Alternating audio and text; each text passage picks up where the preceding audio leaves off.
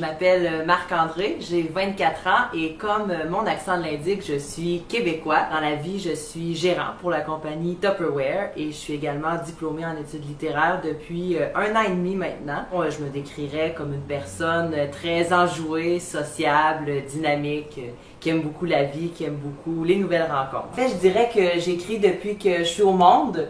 Quand j'étais très petit, je me souviens, je faisais des dessins sur une feuille, puis je demandais à mes parents de compléter en fait en écrivant, comme moi-même je savais pas écrire. Donc déjà là, j'avais cette fibre-là à l'intérieur de moi. Quand j'ai ouvert mon blog il y a 3 ans maintenant, j'avais un blog où je publiais chaque semaine des nouveaux textes, puis c'est vraiment là que j'ai compris que c'est quelque chose que je voulais faire de ma vie. Mon premier livre, qui s'intitule « Quitter la vie ordinaire », c'est un essai.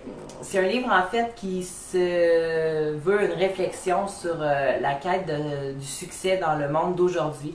Donc, quels moyens on se donne pour réaliser nos rêves, de quelle façon on peut s'y prendre pour atteindre nos objectifs. J'ai eu envie de participer à l'Académie Balzac d'abord et avant tout pour l'expérience parce que ça allie deux choses que j'aime beaucoup. Donc d'abord le milieu de la télévision et de la télé-réalité parce que je suis personnellement un grand fan, je l'avoue, de ce genre d'émission-là.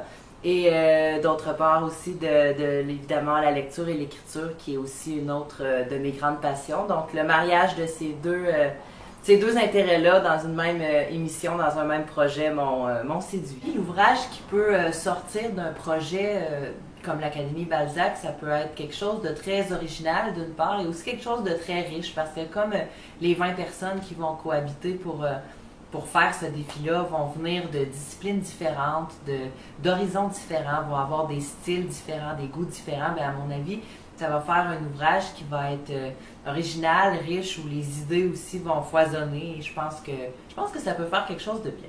Je me passionne aussi pour un paquet de trucs là, un peu insolites, comme je suis aussi un grand fan de bingo, donc croyez-le ou non, j'aime beaucoup le bingo. D'ailleurs, le surnom que mes amis m'ont donné, c'est la reine du bingo. Allez savoir pourquoi.